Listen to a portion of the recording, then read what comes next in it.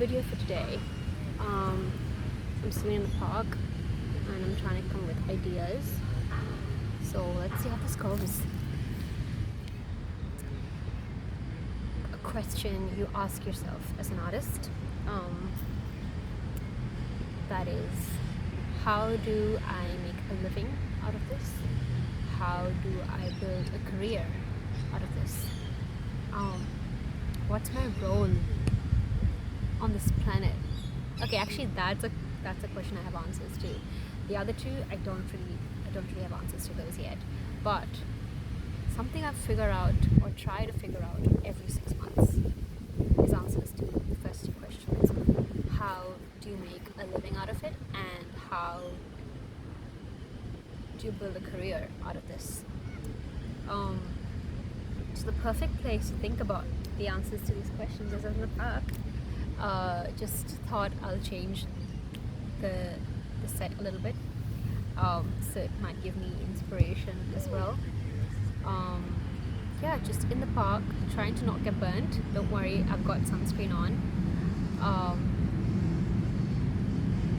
But how do you make a career out of just pursuing arts, and how do you convince the world it's a real thing and it's not a joke?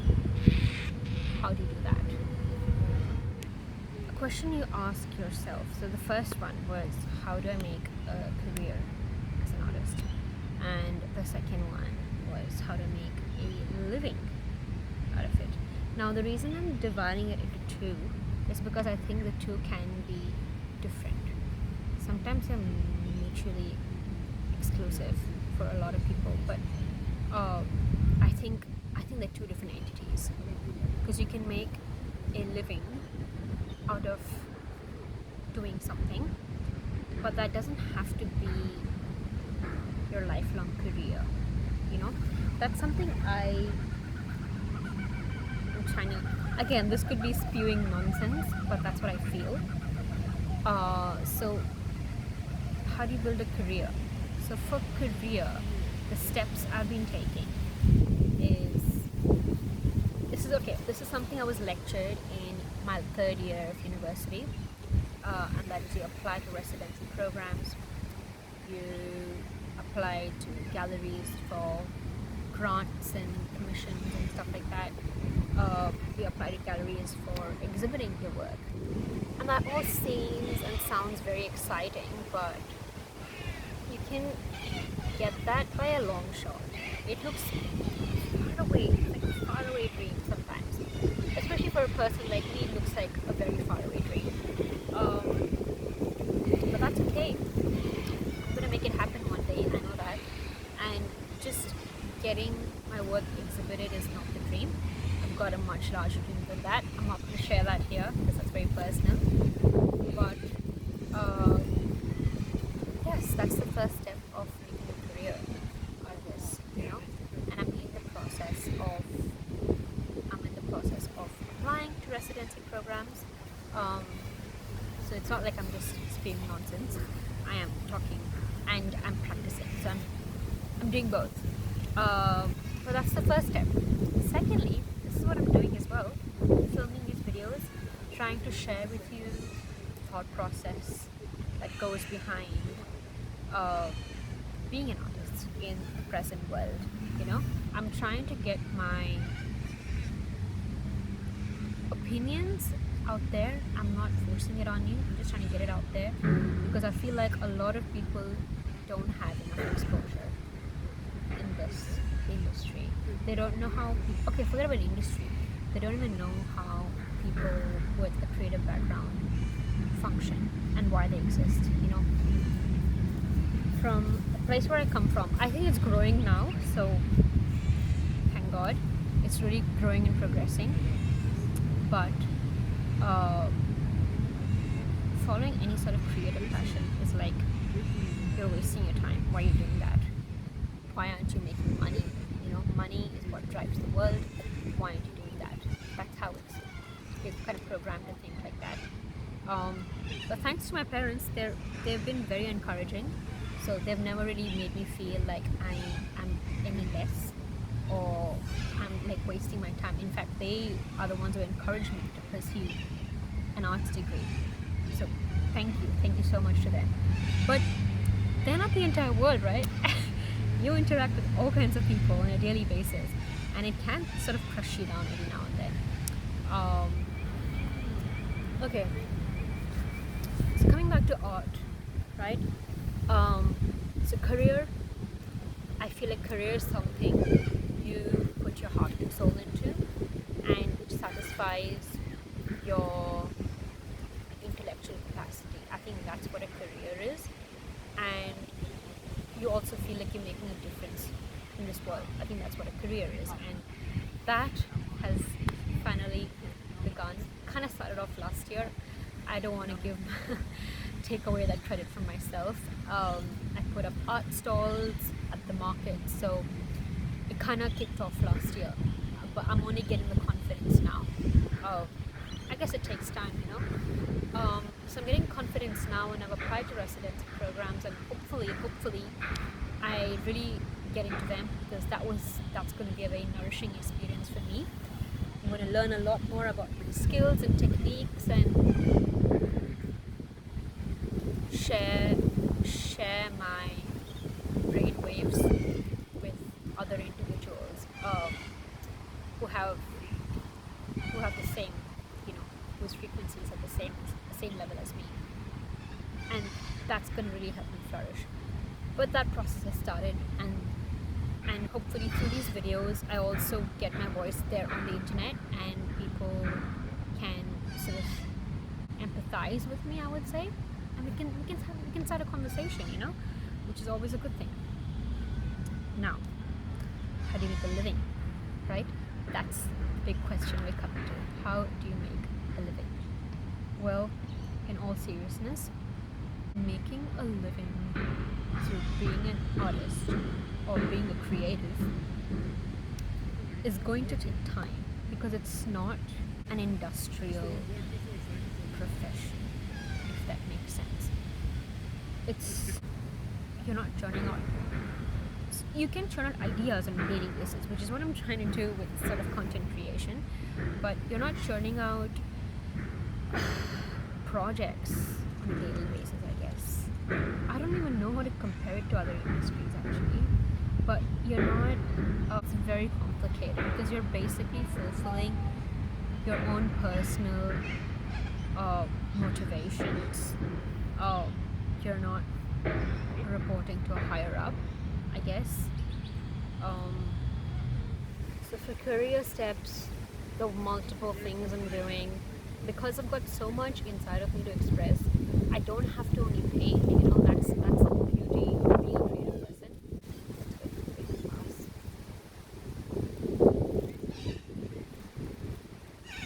Yeah. So the beauty of being a creative person is you don't have to constrict yourself towards one particular skill. Like if you're a painter, you don't just have to keep painting every day, because oh yes, I'm a painter, I need to make more paintings, make more work. I'm a photographer, I need to capture more, you know, make more videos. There's no rule book. You can do whatever the hell you want to do. So it's just about getting the creativity out in the world and not keeping it shut inside. Yeah, you can keep a certain amount of it for yourself, but you are an artist at the end of the day. This is your practicing profession. So even if you keep, say, 10% to yourself, you have to give the rest of it to the world. That's the only way you're going to flourish. That's the only way you're going to make it work. So one of the things I do is obviously painting, but I also write, and I have to be more consistent with that, which is a very big challenge. But I write short stories, preferably fiction.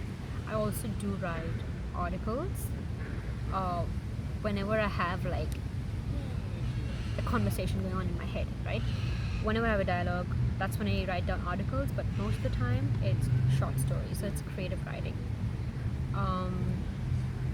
So I write, I draw, I paint, and that's when I'm coming to the next point. Yeah, so that's what I've been doing right now. I have been working So the part of making a living is you can do something else which is not a career, which is not your main driving force, but it does help you pay your bills and get through the basic requirements of life. And that is for me right now. I am a part-time tutor and I teach kids, help them get better at English, behavioral skills, just make their life a little bit better, and I do that after school. And apart from that, I also do work a sales job. So these are the few avenues where I make the money to survive. But that doesn't necessarily have to contribute to my artist career, That's what I'm trying to say. That can do whatever means you got to do to make money, because this world is unfortunately driven by money, and we all, even if different countries have different ideologies, we pretty much live in a capitalistic economy, all of us. That's what I think. Because if we could live without money, well, I would choose that day one. If life could probably mean and be weighed by experiences and manners and interpersonal relationships rather than bank balance, I would pick the other any day. I don't think I'm interested in monetary stuff. But what can I say? This world is built like this, and I'm going to have to follow that if I want to survive. But that doesn't stop me from pursuing my career in the arts to fulfill my intellectual capacity and dreams. So yes, that's what I wanted to say, that it is okay. You don't have to feel guilty about, for example, if I took up a corporate job. I tried that a little bit last year, it didn't work. Might give it a try again in some time. Yeah, so for example, if I took up a corporate job, I would still do it for money. I don't think I would do it to fulfill that capacity.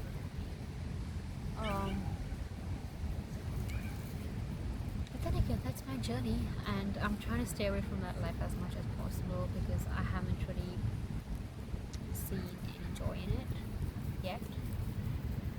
Hello. You can build a career in the arts, and you can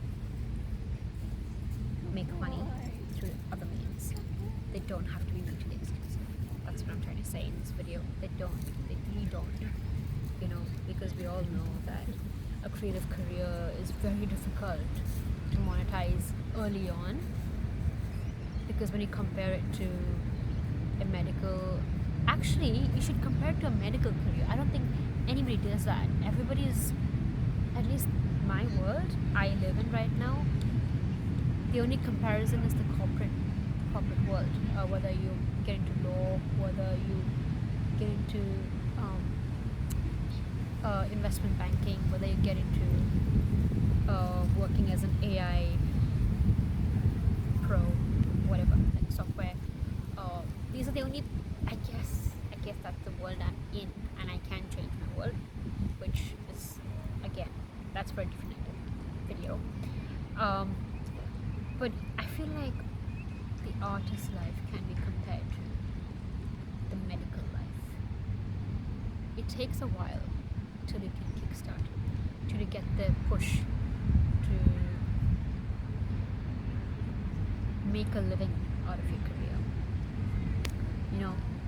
The differences with the medical industry, it takes years and years of knowledge acquisition and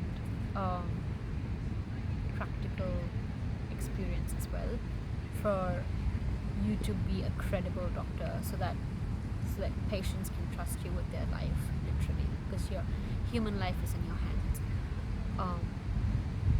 And that's why it takes a while till they get a jump start. But once they do, they're thriving, you know.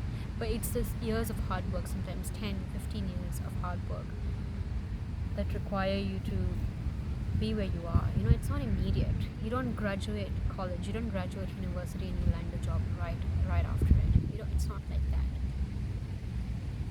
The first graduation is just like step 1 of 10 different steps till you can be an MD or till you can whatever specialist doctor you want to be. And I think I kind of relate to that. Come on, you can judge me. I don't know how you want to perceive this thought, but I kind of understand that life a lot more than I can understand the general corporate industry, because it'll take years of hard work being an artist.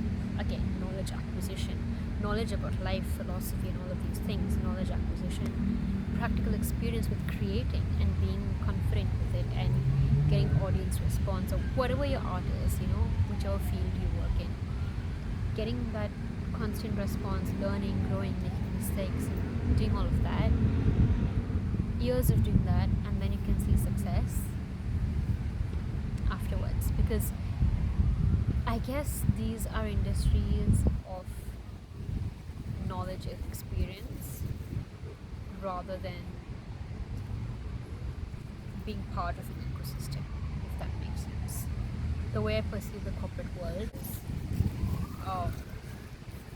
corporate world is an ecosystem, and every person working in it is part of building that ecosystem.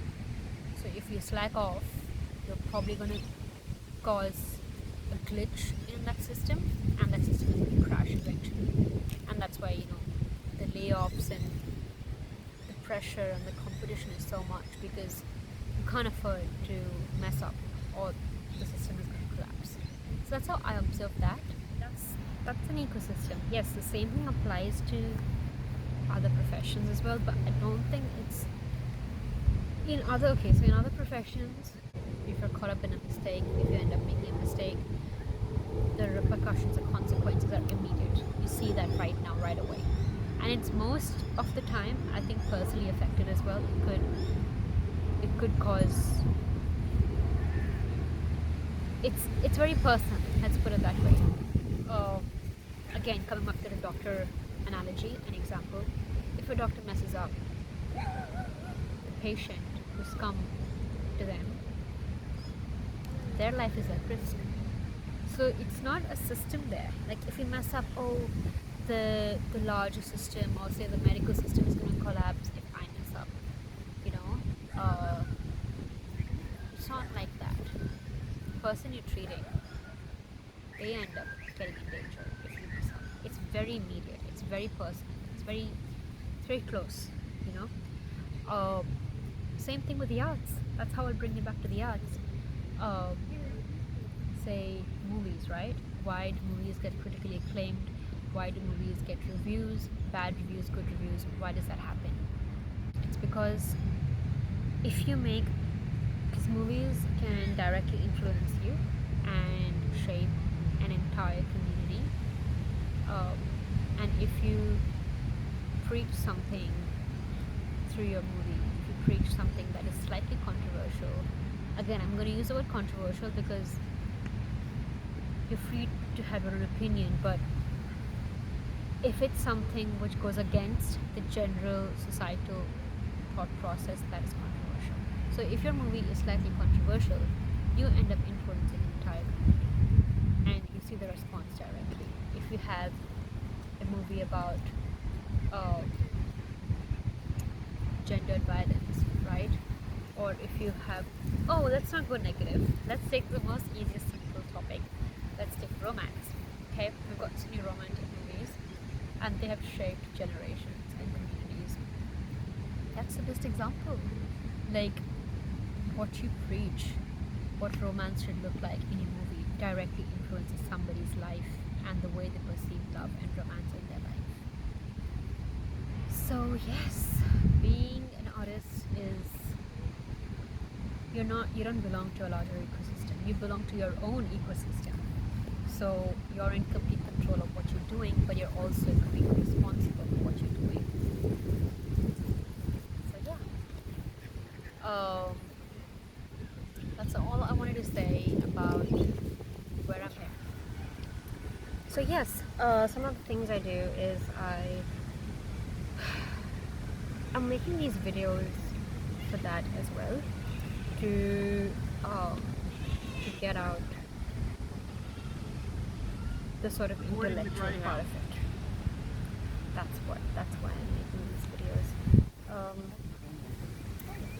All other activities or skills, whatever you want to call it, they're mostly for creative expression. This is intellectual expression, if that's even a term. Well, Mansi coined it today, so it's going to be a term from now on. Intellectual expression. It's really important, yeah, to get that out, because nobody wants to fucking listen to you anymore. I don't know why. I feel like people have become very individualistic in so many ways. They don't want to listen to your opinions. They don't want to listen to your feelings.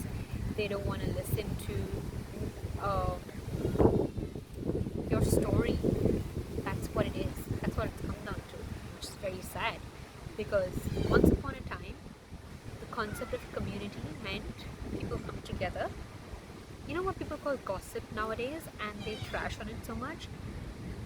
I feel like that's a beautiful thing, because that's a very natural, organic way of sharing your story with people.